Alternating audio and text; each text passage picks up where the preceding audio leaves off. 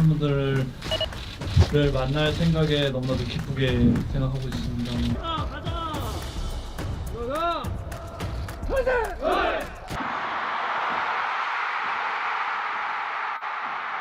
한국 대표팀이 태국을 상대로 거둔 무승부가 팬들에게 납득받기 힘든 객관적인 이유가 있습니다.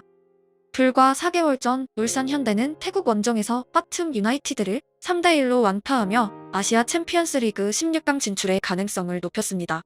같은 날 인천은 마리노스의 2대1 승리를 거두며 K리그 구단들의 승점 3점 행진이 이어졌습니다. 태국의 프로팀이 아챔 16강에 진출하는 빈도는 높지 않고 K리그 팀들은 대부분의 경기에서 태국 팀들을 내용과 결과 모두에서 압도하고 있습니다. 그리고 태국 대표팀은 대부분의 선수들이 자국에서 뛰고 있습니다. 한국 대표팀에는 일부 K리그 선수들이 포함되어 있지만 주축 선수들은 유럽에서 합류합니다. 선수 개개인의 능력과 커리어를 객관적으로 고려하고 축구가 수학이었다면 한국 대표팀은 태국에게 대승을 거뒀어야 합니다. 태국 대표팀의 선수들이 만약 한국 국적이었다면 태극 마크를 달 수 있을 만한 커리어는 0명입니다. 그들은 벨기에 리그에서 1득점을 기록한 선수가 전국 방송을 뒤덮은 반면 한국은 스토크시티에서 핵심적인 자원으로 잘하고 있는 배준호가 스쿼드에 합류하지도 못했습니다. 태국 팬들에겐 죄송하지만 양국 자원들의 차이는 비교조차 불가능합니다. 하지만 그들을 모아놓은 대표팀이 비겼다는 것은 계산이 전혀 맞지 않는 결과이자 선수를 닦는 그릇의 문제를 여실히 알렸습니다. 경기장 안과 밖은 모두 어수선했고 기자들의 질문은 날이 서 있었고 자극적인 헤드라인을 뽑기 위한 향연이었으며 축구협회장의 사퇴를 요구하는 깃발은 현장에서 빼앗겼습니다. 대승 이후 갈채를 나누려던 회장은 6만 관중의 꾸짖음에 여전히 무응답으로 버티고 있었습니다. 말 그대로 대환당 파티였습니다. 축구팬 입장에서 더욱 안타까운 결정타는 일본인 감독의 마지막 발언이었습니다. 서울 원정에서 승점을 챙겨가는 태국 대표팀 감독에게 100% 만족하지는 않는 경기력이었단 말을 들을 거라고 대부분의 한국 축구팬들이 과거엔 상상하기 어려웠습니다. 승점 3점도 가능했다고 여기는 그들 앞에 우리가 아시아의 호랑이라 자칭하기 이제는 어렵고 풀 멤버를 가동한 협회가 더욱 비판받아 마땅한 이유는 데뷔전을 치른 K리그 선수들의 활약 때문입니다. 논란의 대표팀보다 경기에 집중할 대표팀이 필요한 어제였습니다. 신체를 움직이는 것은 심리이고 시간과 환경은 개개인의 경기력에 절대적입니다. 앞서 언급했지만 태국 리그의 베스트 11과 K리그의 베스트 11이 만나면 태국은 대부분의 경기에서 박살이 납니다. 아챔에서 충분히 증명된 결과입니다. 그리고 대표팀이 익숙지 않은 일부 K리그 선수들이 거의 목숨 걸고 A매치에 임했던 장면을 우리는 잘 알고 있습니다. 주민규의 등딱에 태국은 미동도 일으키지 못했고 이명재는 코너라인 끝에서 묻지마 크로스가 아니라 박스 외곽의 미드필더에게 상대 타이밍을 완전히 뺏는 지공 패스를 날려댔습니다. 둘 다 대표팀 경기에 전혀 긴장하지 않았던 이유는 현역 내내 태국 팀들을 부순 기억이 생생하고 자신들의 개인 기량이 상대를 압도함을 알고 있었기 때문입니다. 협회는 여론의 초점을 돌리기 위한 대표팀 구성을 했고 대승을 통해 반전을 노렸습니다. 현실은 무승부이고 회장 사퇴의 목소리는 더욱 커졌습니다. 축구보다 더 많은 경기 밖 질문이 쏟아지는 어수선한 대표팀보다 축구에만 집중할 수 있고 동기부여가 된 K리그 선수들의 구성이 이번만큼은 더 나은 결과를 올렸을 것이라고 많은 사람들이 확신했었고 결과는 참담했습니다. 더욱이 최종 예선이 아니라 2차 예선의 풀멤버 가동이 비판받아 마땅한 이유가 있습니다. 한국은 아시안컵에서 실패했고 일부 포지션에서 완전한 약점을 나타냈습니다. 새로운 선수들의 발탁과 검증이 필요하고 기존 유럽파 선수들의 기량은 검토가 필요 없을 만큼 축구인이면 모두가 알고 있습니다. A매치는 1년 내내 치러지지 않습니다. 2차 예선에서 비교적 약체인 태국을 만나는 상황에서 한국팀은 테스트의 기회마저 날려버렸습니다. 브라질은 남미 예선에서 아르헨티나를 만나면 당연히 판타스틱4를 가동시켰습니다. 하지만 볼리비아를 만나면 에우베르나 아모르주가 출동했습니다. 그들은 남미 예선을 돌파와 동시에 월드컵 본선의 테스트 무대로 삼았습니다. 경기마다 다양한 선수들을 활용하며 퍼즐을 만지작거렸고 결국 월드컵 본선에는 그들만의 베스트 11과 적절한 벤치 멤버를 선발하였습니다. 브라질뿐 아니라 여러 대륙의 상위권 팀들 대부분이 유사한 선택을 할 때가 많고 이는 거창한 비전이 아니라 정상적인 협회를 가진 국가들의 당연한 업무입니다.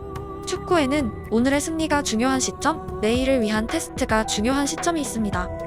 하지만 한국과 태국 선수층의 차이를 고려하면 어제 경기는 승리와 테스트 두 가지를 모두 충족했어야 마땅했고 결과는 둘 다 놓쳤습니다. 당연한 이야기지만 유럽파 선수들은 모두 해외에서 입국하며 체력적인 부담감과 시차 적응의 숙제까지 안고 있습니다.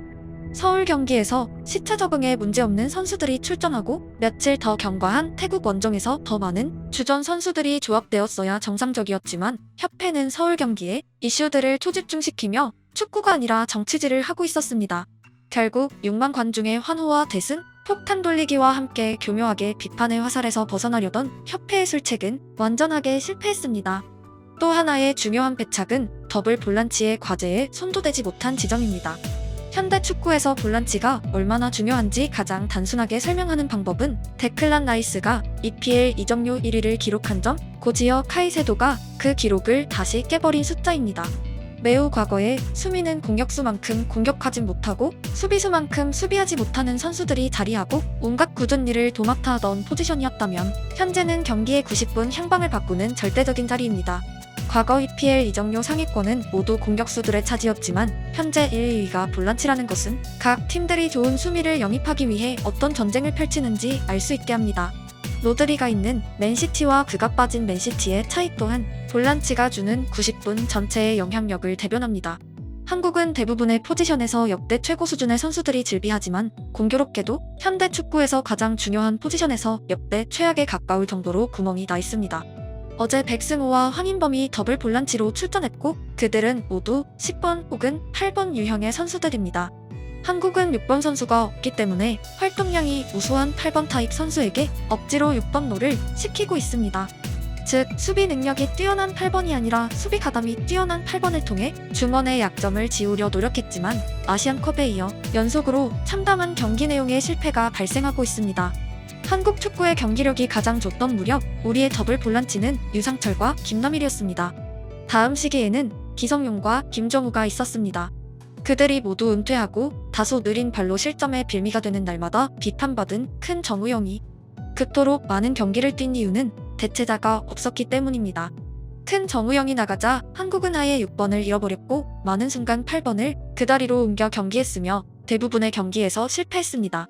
황인범, 이재성, 백승호 모두 파이널 서드 인근에서의 플레이가 특장점이고 팀의 필요에 의해 박투박으로 기용된다면 3선에서 바로 옆에는 홀딩 미드필더가 필수적으로 필요합니다. 황인범이 가장 좋은 활약을 펼친 시기에는 큰 정우영이 옆에서 그의 단점들을 상쇄시켰기 때문입니다. 제가 6번이 없다고 표현한 이유는 대표팀에서 6번 실험을 거의 하지 않고 있기 때문입니다. 벤치에는 박진섭이 있었고 K리그 모든 팀들에는 6번 선수가 있습니다. 대표팀은 한국 국적의 볼란치 전원을 실험하고 그중 승리자를 뽑아도 마땅찮을 시점에 계속해서 임시 방편의 경기를 펼치고 폭탄을 다음 주자에게 넘기고 있습니다. 지단을 수미에 투입하고 팀 전체 경기력이 나쁘면 선수가 비판받을 일이 아니라 감독이나 스쿼드를 구성한 인원들이 비판받아야 합니다. 그 팀의 앙리나 트레제게에게 제대로 공이 투입되지 않아도 아넬카가 90분 내내 아무것도 못하고 경기가 끝나도 그건 선수들의 잘못이 아닙니다. 수미에서 비에이라와 아킬렐레가 있을 때 비로소 지단과 앙리는 진짜가 되었습니다. 전력강화위원회라는 명칭의 팀은 도대체 무슨 일을 하고 있는지 의문입니다. 어제 경기는 전력 강화의 목적이 제로였기 때문입니다.